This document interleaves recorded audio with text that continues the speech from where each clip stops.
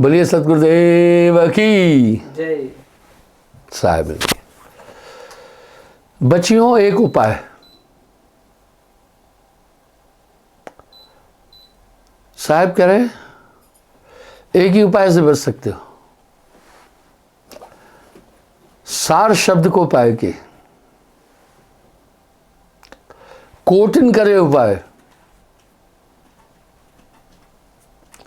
बिना नाम नहीं भव तरे।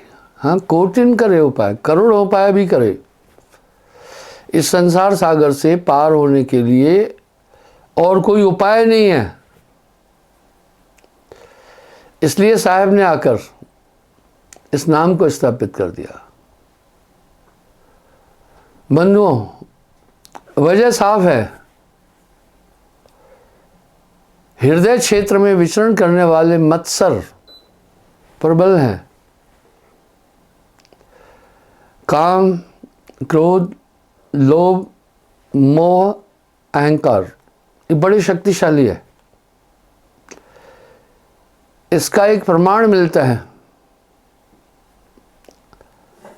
हमारे पूर्वज ऋषि मुनियों ने कितनी कितनी घोर तपस्याएं की, पर ये बस में नहीं आए।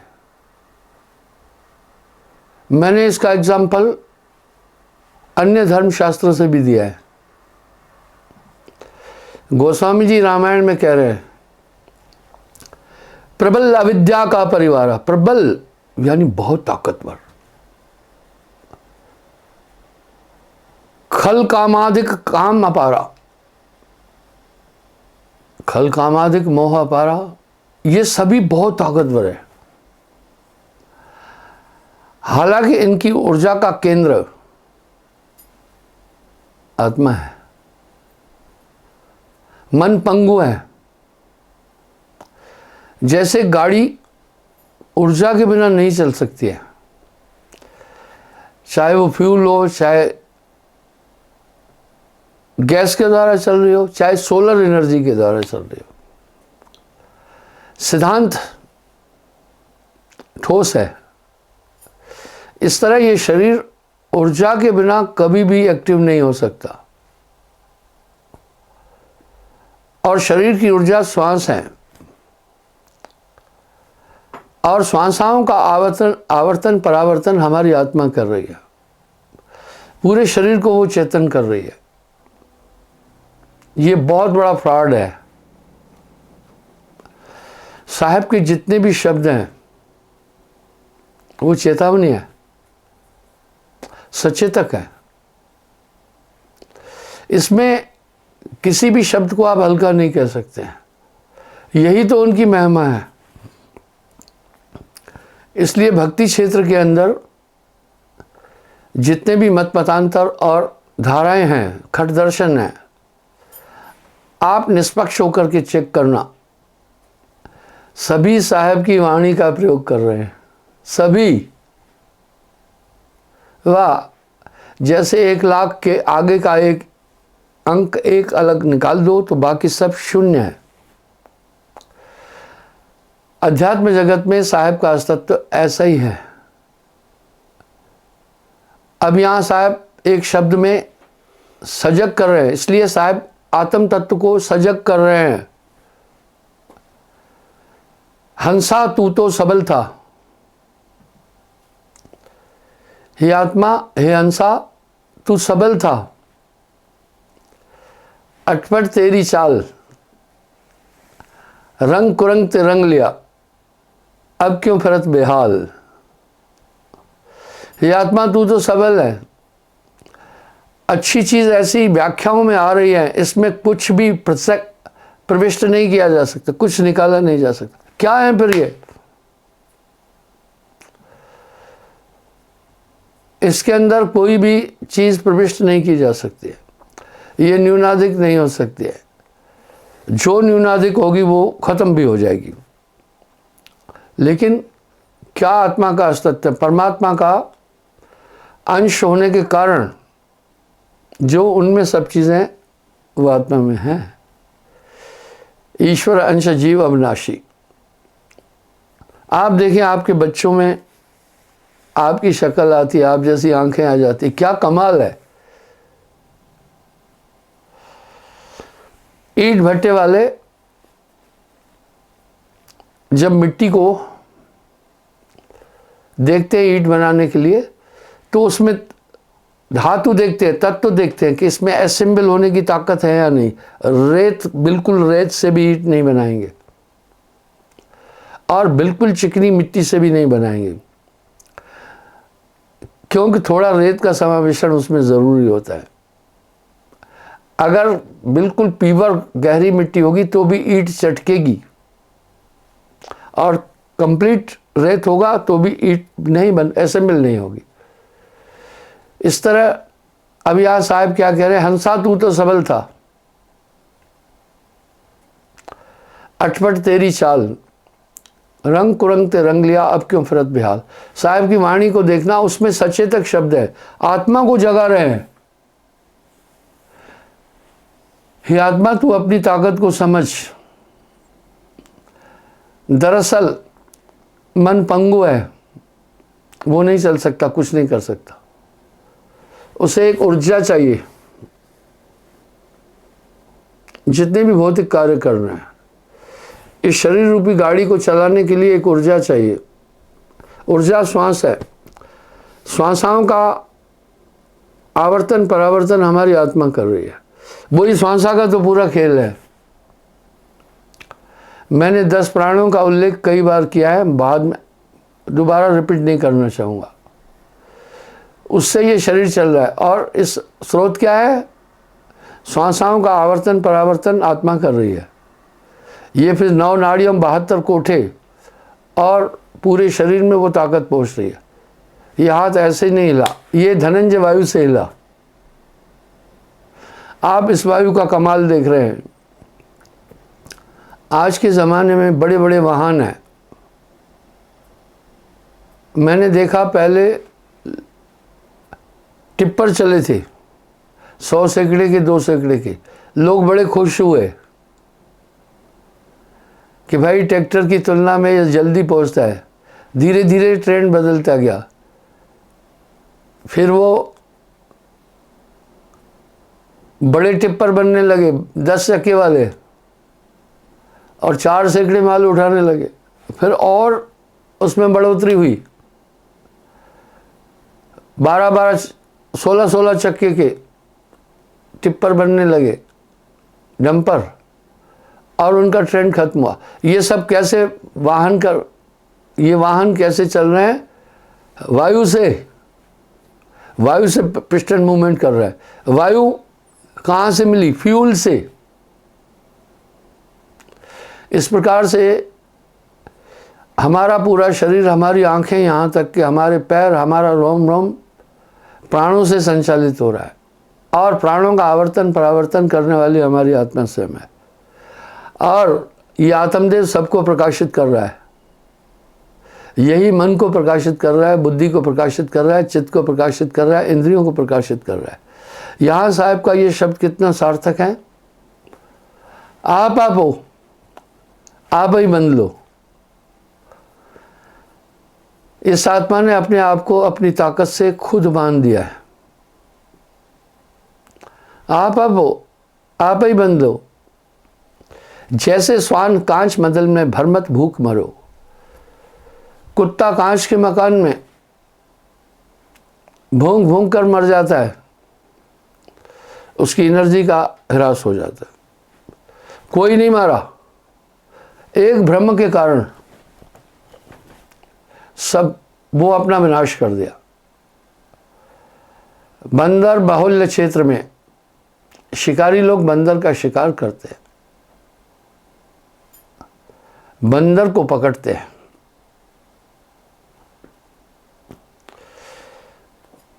एक सुराही लोहे की होती है, सुराही नुमा, उसमें भीगे चने डाल देते हैं, सुराही को जमीन में गाड़ लेते हैं ताकि सुराही उठाकर नहीं ले जा सके। वो सुराही उठाकर नहीं ले जा सके, वो आकर सूंघता है और चनों की महक को अनुभव करता है। मनुष्य में 90% बंदर में 90% मनुष्य की चीज़ें हैं। फिर वो क्या करता है, अपना मुट्ठा पतला सुराही के संकरे मुंह में डाल देता है और मुट्ठा भर लेता है। जब बाहर निकलता है, चौड़ा होने के कारण से मुट्ठा सुराही के अंदर से बाहर नहीं आता है। वो सोचता है मुझे सुराही ने बांधा, सुराही में कोई है, मेरा हाथ पकड़ लिया है। उसका हाथ कोई नहीं पकड़ा, उसका हाथ सुराही ने भी नहीं बांधा, उसका हाथ तो उसकी अज्ञानता के कारण से बंधा है। आत्मा को कोई नहीं बांध सकता है। आत्मा बंधने वाली चीज नहीं है। जैसे मरकट, बंदर अपनी ऊर्जा से अपने को सुराही में फंसा दिया, इस तरह आत्मा ने जगत के पदार्थों को अपना माना। जगत के पदार्थों के प्रति आकर्षण क्या हुआ, क्यों हुआ? ये बहुत बड़ी साजिश है। जगत के पदार्थों के प्रति आकर्षण क्यों हुआ, मैं इस पर बातचीत करूंगा। बंधुओं, अगर जगत के पदार्थों के प्रति आकर्षण नहीं होता तो ये आत्मा इस संसार में नहीं रुकना था। माँ जैसे बच्चे को खिलौनों में बहला देती है अपना पिंडा छुड़ाने के लिए, इस तरह मन और माया ने आत्मा को भ्रमित कर रखा है। अब ये देखता है मेरा पुत्र, मेरा भाई, मेरा परिवार। वास्तविकता क्या है? कोई नहीं। आत्मा का न माँ है, न बाप है, न भाई है, न बंधु है, निर्लेप है आत्मा। आत्मा की व्याख्या टीकाकारों ने बड़ी अच्छी की है, सुंदर तरीके से की है। तो इस तरह से मन और माया में उलझा, ये खुद नहीं छोड़ना चाहता है संसार। एक बहुत बड़ा आदमी था, मुझे कहा, सेवादार भी था, बोला मैं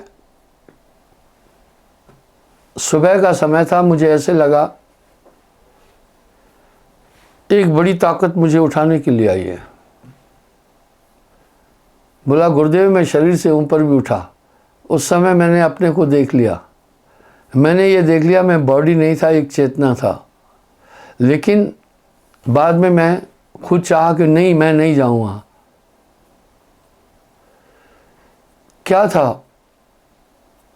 परमात्मा का हाथ तो आपकी तरफ हमेशा बढ़ा है, पर वो क्यों नहीं जाना चाहा?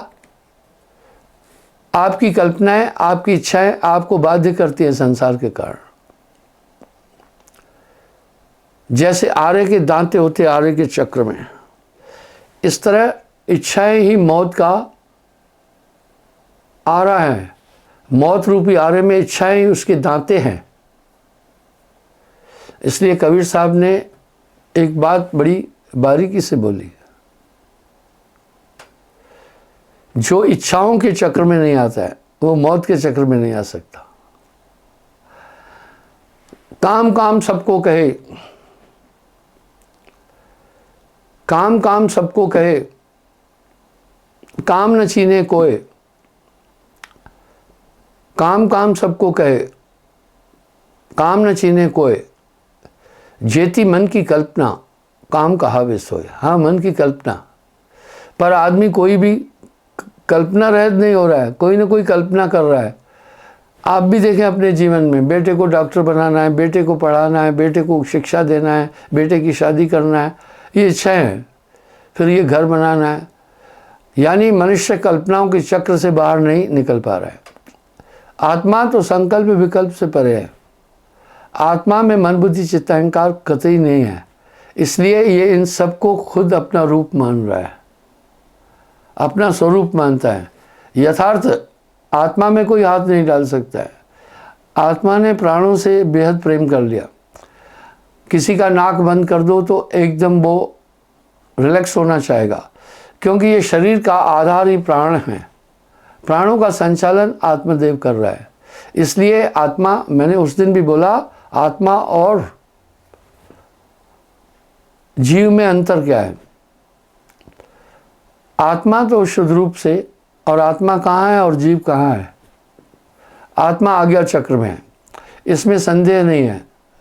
यदि आप वेदों में भी देखें, शास्त्रों में भी देखें, सप्त चक्र का विवरण देखें, तो मूलाधार चक्र पर गणपति जी है, शिशनेन्द्र पर प्रजापति ब्रह्मा है, नाभि क्षेत्र में। इसलिए कह रहे हैं गणेश जी सर्व कार्य सिद्धक है। जब भी आदमी ताकत लगाएगा, प्रथम उसका शक्ति कहाँ से प्रारंभ होती है? गुदा स्थान पर। इसलिए लोग जब किसी से वो भी करते हैं या हट करते हैं, जिद करते हैं, तो कहते नहीं गुदा तक का जोड़ लगा देना, हम देख लेंगे, यानी हम वहाँ से। इसलिए सर्व कारक सिद्धक गणेश जी है। सभी कार्य क्रियाओं से होता है, क्रियाओं का की उत्पत्ति उस स्थान से है। और दूसरा चक्र है स्वादिष्टान चक्र, जहाँ शिवजी और जहाँ ब्रह्मा जी और सावित्री का वास है। ये लिंग क्षेत्र पर है, इसी से सृष्टि होती है। ये पूरा सिस्टम ब्रह्मा जी कर रहे हैं, इसलिए प्रजापति ब्रह्मा। इसलिए कुम्हार लोग भी अपने नाम के पीछे प्रजापति लगाते हैं, वो भी घड़ा बनाते हैं। इस तरह इस घड़े को बनाने वाला ब्रह्मा जी है। और नाभि में मणिपूरक चक्र, जहाँ विष्णु जी है। एक पूरे सिस्टम को वो कर रहे हैं। आप सब देख रहे हैं, हर चीज़ के लिए सिस्टम है। बिजली विभाग है, जेई है, फिर एई है, एडब्ल्यू है, एक्शन है, फिर असिस्टेंट चीफ इंजीनियर है, फिर चीफ इंजीनियर है। इस प्रकार से वो कार्य को संचालन कर रहे हैं, ग्रिड स्टेशनों को देख रहे हैं, सब चीज़ देख रहे हैं। इसी प्रकार हमारा शरीर भी एक सिस्टम से काम कर रहा है। बस काया को समझना है, पर काया को समझना आसान नहीं है। यहाँ साहब एक शब्द कह रहे हैं, ये काया है समृत केरी, काया की गति कहाँ रही। हाँ, काया की गति कोई समझ नहीं पा रहा है। इंसान पूरा जीवन, चाहे आयु आज 100 साल तक हो, पर औसत आयु तो हमारे देश की 58 साल है, बड़ी कम है। जापान आदि की औसत आयु बहुत लंबी है। वो शाकाहारी हैं, भोजन की में सावधानी बरतते हैं, हमारे यहाँ कम।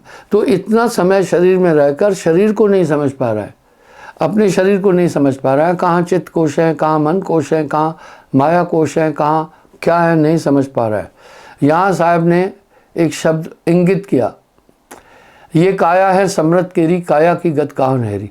और बातों तो छोड़े, हमारी आत्मा इस शरीर का संचालन कर रही है। सर्वमान्य, हम सब ये मानते हैं, आत्मा के अस्तित्व को सब मान रहे हैं, पर आत्मा क्या कर रही है ये भी आदमी नहीं देख पा रहा। कितना बड़ा फ्रॉड है इस काया के अंदर।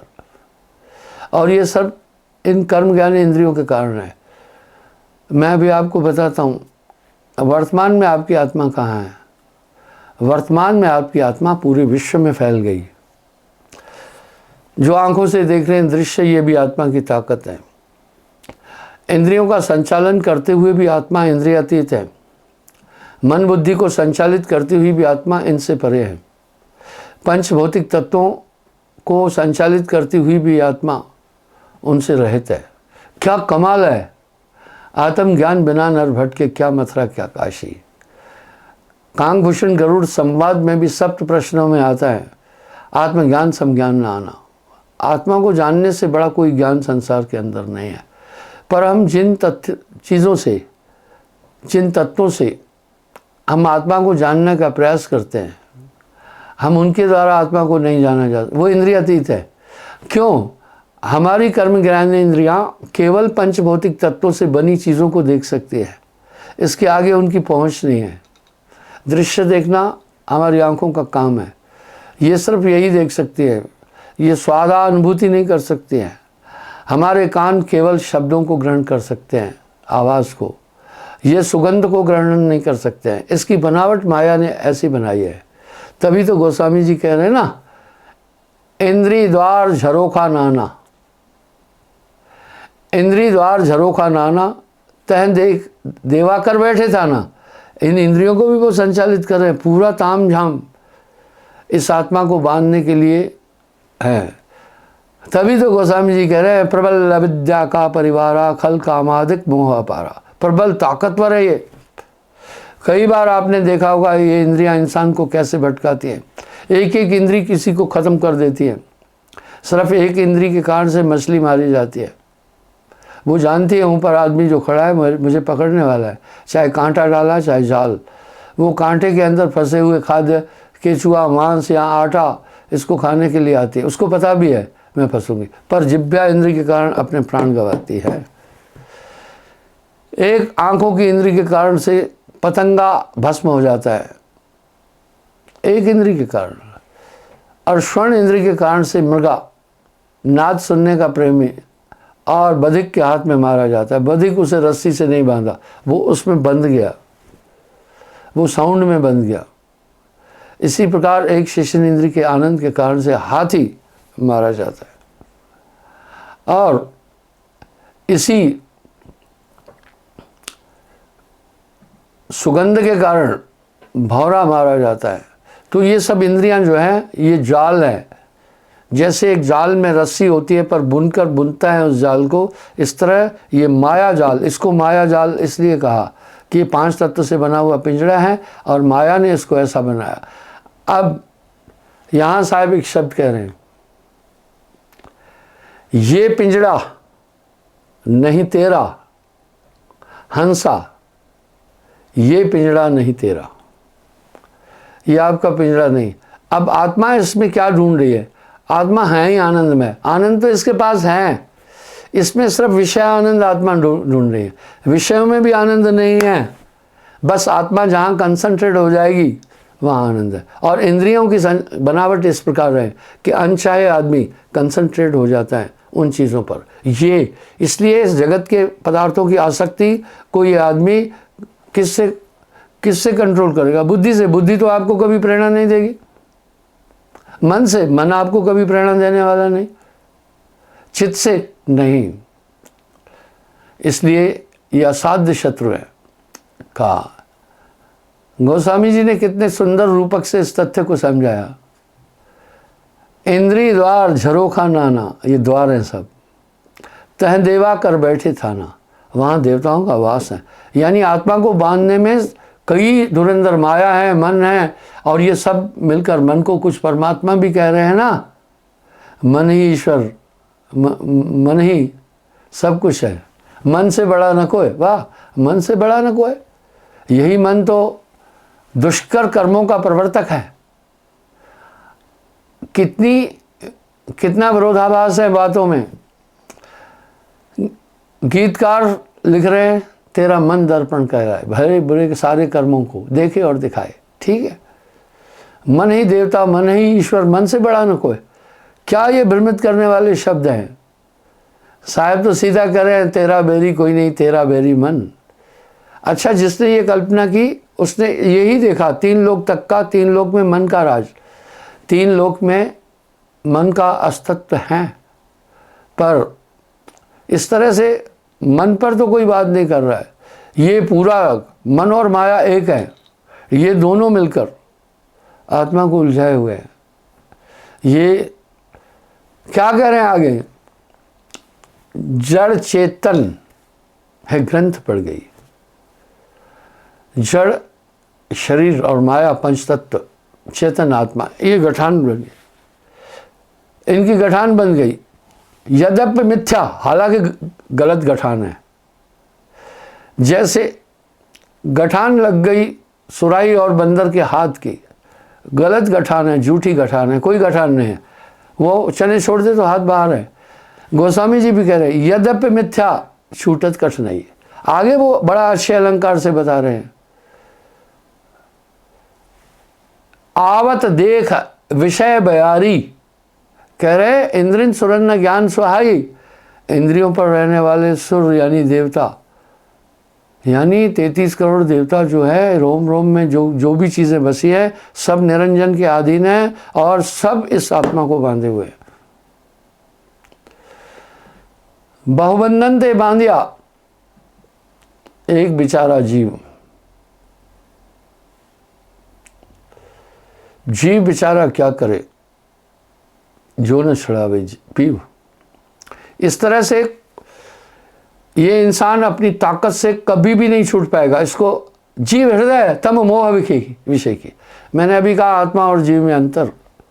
तो आज्ञा चक्र में बैठकर आत्मा श्वासों का आवर्तन परावर्तन कर रही है। बस यहीं से आत्मा बन गई, प्राणों में बन गई, इसलिए आत्मा का वास वहाँ है। अब फिर क्या हुआ, जब प्राणों में आकर आत्मा समाई, 10 प्राण हैं,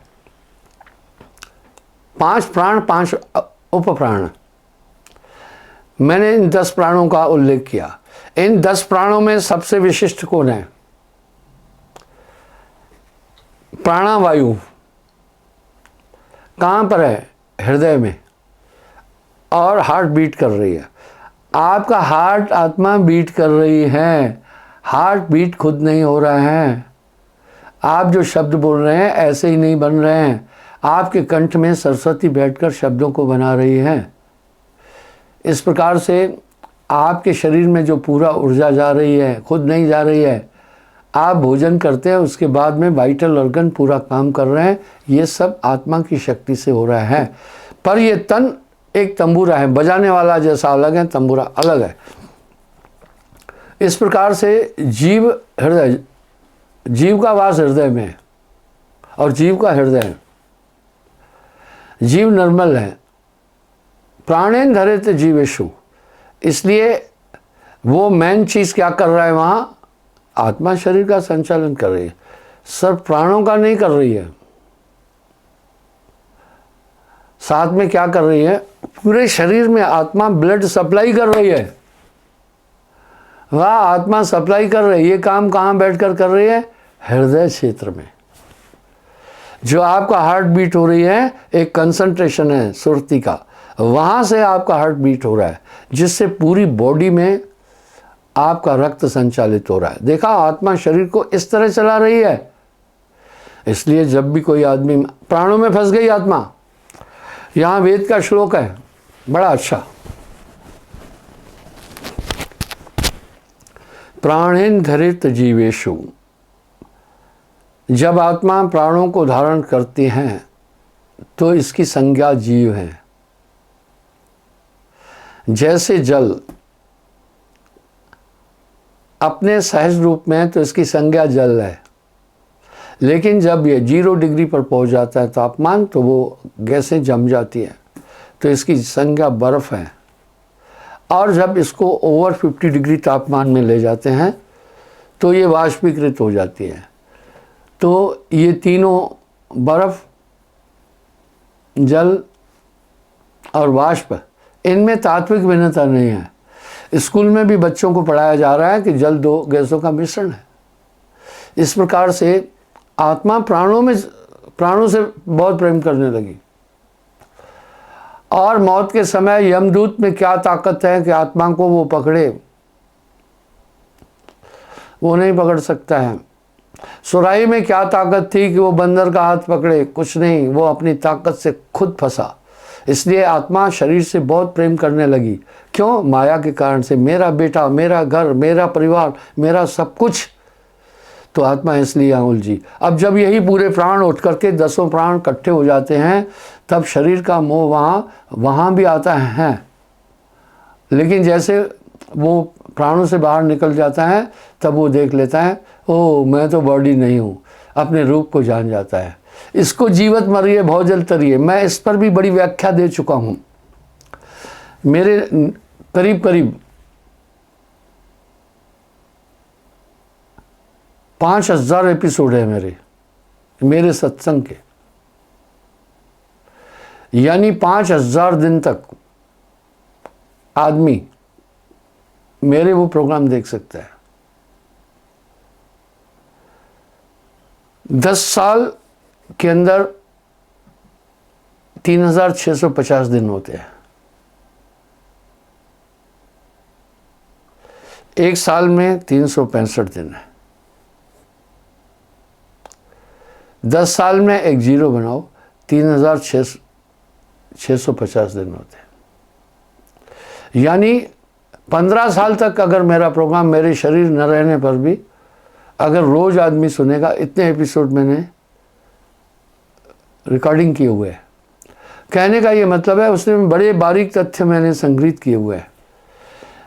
मैं लोगों से एक प्रार्थना करता हूँ, मैं ये कहता हूँ आप मेरा प्रोग्राम एक बार नहीं, थोड़ा ज़्यादा देखो।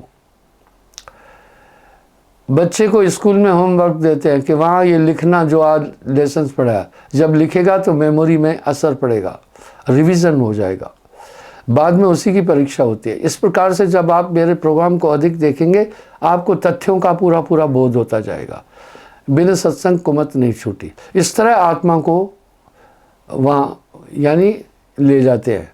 अब वो प्राणों को कभी भी, आत्मा प्राणों को बहुत प्रेम करती है। कह भी रहे हैं कि मौत के समय यमराज आया, उसके प्राण निकाल कर ले गया। और यहाँ साहब क्या कह रहे हैं, मरते मरते जगमुआ मरण न जाना कोई, ऐसी मरनी ना मरा जो बहुर न मरना होए। खुद जब इससे निकलना सीख जाता है, फांसी लगा कर नहीं, वो तो फिर आत्महत्या हो गई, तो उसके बाद मौत का डर खत्म हो जाता है। अब यहाँ साहब क्या कह रहे हैं, जा मरने से जग डरे मेरे मन आनंद, कब मरहूँ कब पाऊँ पूर्ण परमानंद। वो ये जीते जी मरना है।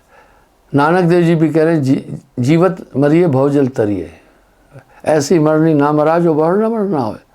धीमर जाल डाल का करिए, धीमर कहते हैं मछली पकड़ने वाले को। जब मीने हो गया पानी, अरे जब आपको प्राणों से निकलना खुद ही सीख लिया तो फिर यमराज किसको पकड़ेगा? आत्मा को तो हाथ ही नहीं डाल सकता है। मरते मरते जग मुआ मरण न जाना कोई, ऐसी मरनी ना मरा जो बहुर न मरना होए। इस तरह जब प्राण सुषुम्ना में प्रविष्ट करते हैं, स्मरण करने से ऑटोमेटिक ये काम हो जाएगा। मुझे कल शाम को यहाँ लॉस एंजलिस से शशि ठाकुर जी आए हैं, वहाँ वो मेरे कार्यकर्ता भी हैं।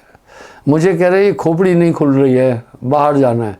खोपड़ी कोई ऐसा नहीं है कि संदूक है खुले, नहीं मेरे भाई खोपड़ी संदूक नहीं है।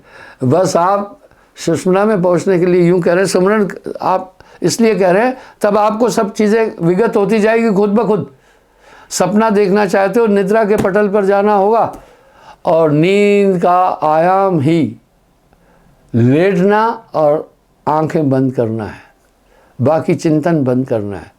इस तरह साहब कह रहे हैं, सुमरण सूरत संभाल कर वाह, मन पवना कर एक, सुमरण सूरत संभाल कर मन पवना कर एक, ऊंची तानो सूरत को तब देखो पुरुष अलेख।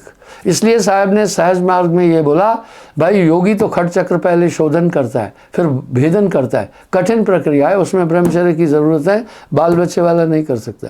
पर साहब ने सहज मार्ग क्या दिया, जब तब यानी आप गृहस्थ आश्रम में रहकर भी उस तत्व की प्राप्ति कर सकते हैं। जब तब संयम साधना, सब सुमरण के माँ, कबीर जाने संत जन, सुमरण समकषना है। श्वास श्वास जो सुमरता एक दिन पहुँची आए। तो बस आप जैसे सांस सूरत एक डोरी लाए, अजर अमर और लोक सिधाए। अब यहाँ साहब फिर क्या कह रहे हैं, कहे कबीर सुधियो राखो जस सुई बिच डोरा। सुई में डोरा पोने के टाइम पर पूरी कंसंट्रेट होती है माताएं बहनें, अन्यथा डोरा नहीं परोया जा सकता है। इसी प्रकार सुमरण में आपका कंसंट्रेशन श्वास से अलग नहीं जाए। सूरत के दंड से घेर मन पवन को फिर उल्टा चले, धर और अधर भी धान लावे। कहे कबीर जो संत निर्भय हुआ, जन्म और मरण का भरम भाने। वस्तु कहीं ढूंढे कहीं, कह में दावे हाथ, कहे कबीर कैसे मिले। चीज़ कहीं है कहीं ढूंढे, कहे कबीर पल में मिले जो भेदी देत लखात। इस तरह आप जब सुमरण में चले जाते हैं तो नेचुरल जो है आपके पूरी श्वास जो है जीव उठता है, अपने रूप में आ जाता है। श्वासों से बाहर निकलते ही वो फिर क्या हो जाता है, बंद दशा में जीवे मोक्ष दशा में शिव। इसलिए सुमरण करते करते सब चीज़ें हाजिर होती जाएगी। वहाँ आपको गुरु ताकत भी देगा, बेसिक ताकत आपको गुरु ने दी है, उसके द्वारा आप सुमरण भी कर सकते हैं। बस ये चल खावता पीवता जागता सोवता, कहे कबीर रहे माई। नानक जो निस्दिन बजे रूप राम तय जान, हरिजन हरि अंतर नहीं नानक साची मान। सुमरण भूलना नहीं है। क्षमा चाहता हूँ, समय हो रहा है, कल पुनः मैं हाजिर हूँगा। एक चीज़ और है, अभी मैं अचानक कुछ प्रोग्राम दूंगा, उसकी खबर मैं लाइव प्रोग्राम में दूंगा। जैसे उदाहरण के लिए अचानक मैं कहाँ प्रोग्राम देना चाहूँगा। 18 अप्रैल के बाद मैं काफ़ी प्रोग्राम दूंगा। अभी मैं व्यस्त हूँ क्योंकि 18 अप्रैल की यहाँ तैयारी हो रही है। वो तैयारी क्या, मैं आपसे एक प्रार्थना भी करना चाहूँगा। वो तैयारी ये है कि ये 3 साल छोड़िए आप, 2019, 20, 21, इसमें कम लोग आए। 18 अप्रैल को यहाँ करीब करीब 1 लाख लोग आते हैं। आप देखते हैं आपके घर में कोई शादी ब्याह होता है तो अतिथि और मेहमान आने वाले होते हैं, या कोई आयोजन है तो घर में बड़ी तैयारी करते हैं। आप घर को साफ करते हैं, उनके लिए खटिया का, बिस्तर का, भोजन का, सभी चीज़ों का आप संयोजन करते हैं। तो हमें उन 1 लाख लोगों के लिए क्या क्या करना पड़ता है वो बताता हूँ। पहले उनके रहने की पूरी व्यवस्था, उनके बिस्तर की व्यवस्था, शौचालय मेंटेनेंस करने पड़ते हैं। उसके बाद बाथरूम इनको मेंटेनेंस करना पड़ता है। बिस्तर, रजाइयाँ, गद्दे जो स्टोर में रखे हैं उनको धूप दिलाना और उनको मेंटेनेंस करना पड़ता है। अनाज वगैरह को रेडी करके रखना पड़ता है। ईंधन वगैरह है सब ये रेडी करना पड़ता है। साग सब्जियों की पूरी व्यवस्था करनी पड़ती है। भोजन बनाने के यूटेंसिल वगैरह ये सब कलेक्ट करना पड़ता है, कुछ आश्रम से, कुछ वैसे भी। इसलिए और उन सब कमरों को अच्छी तरह से फिर साफ़ करना पड़ता है। तो उसमें हमें अभी मैन पावर की बड़ी ज़रूरत है। मैं प्रार्थना करता हूँ जो पेंटिंग जानने वाले हैं उनसे मैं प्रार्थना करता हूँ आप आश्रम में पहुँचें, 2-4 दिन सेवा दें, क्योंकि बहुत विशाल आश्रम है जहाँ 1 लाख लोगों की रहने की व्यवस्था है। आप कल्पना कर सकते हैं आपके घर में 4-5 आदमी हैं, पर घर आप काफ़ी अच्छा बनाते हैं। कहीं स्टोर बनाते हैं तो कहीं लंगर बनाते हैं, कहीं नहाने की जगह बनाते हैं, कहीं शौचालय बनाते हैं, कहीं किचन बनाते हैं, तो आप उसमें व्यस्त रहते हैं। तो यहाँ 1 लाख लोग, फिर हमें क्या करना पड़ता है, गाड़ियों की मेंटेनेंस करनी पड़ती है, क्योंकि गाड़ी अगर मेंटेनेंस नहीं, उनकी पासिंग आउट करना पड़ता है। तो जो इंजीनियर है, मैकेनिक है गाड़ी के, वो भी आओ आकर के इस कार्य में अपना सहयोग दो। तो पेंटरों की भी आवश्यकता पड़ती है, रंग रोगन करना पड़ता है, इलेक्ट्रिशियन की आवश्यकता पड़ती है। अब सभी जगह पंखे लगाने हैं, वो नहीं तो गर्मी होती है, लोग उसमें परेशान हो जाते हैं। और काफ़ी सेवा है यहाँ, और कुछ अधूरे कार्य हैं। मैंने बहुत बड़े बड़े शिखर बनाए हैं, तो वो शिखर उनको पेंट भी करना है, कलरिंग करना है, बन चुके हैं, उनमें बिजली की फिटिंग करना है। तो मेरे पास 4-6 गिने चुने लोग हैं, वो बेचारे ये काम नहीं कर सकेंगे। तो मैं कह रहा हूँ मिस्त्री लोग भी आ जाएं इधर, कुछ दिन सेवा करें, 2-4-5 दिन इस मौके पर, और कुछ बड़े ही लोग भी आ जाएं। कहीं कहीं पल्ले टूटे फूटे हो जाते हैं, लोग रफ़ यूज़ भी करते हैं, उसको मेंटेनेंस करना है। तो अभी हम बहुत ज़्यादा व्यस्त हैं और हमारे पास 12-13 दिन का समय है, क्योंकि जब से मैं ओपन प्रोग्राम और जन्मदिन का प्रोग्राम रांजड़ी में कर रहा हूँ और 31 दिसंबर का, तो लोग पहले आते हैं, 6-7 दिन पहले आते हैं। स्कूलों में छुट्टी होती है, बच्चों को भी ले आते हैं, कोई बात नहीं, आपका है। और फिर रुककर यहाँ जम्मू कश्मीर घूमते भी हैं। उसके बाद फिर 7-8 दिन फिर भी रुकते हैं। आपके घर मेहमान अगर आया, पहले दिन आपके चेहरे पर लाजवाब मुस्कुराहट होती है, दूसरे दिन थोड़ी मुस्कुराहट कम हो जाती है, तीसरे दिन तो मुस्कुराहट ख़त्म हो जाती है। अगर मेहमान नहीं गया, चौथे दिन आपका मुंह टेढ़ा हो जाता है।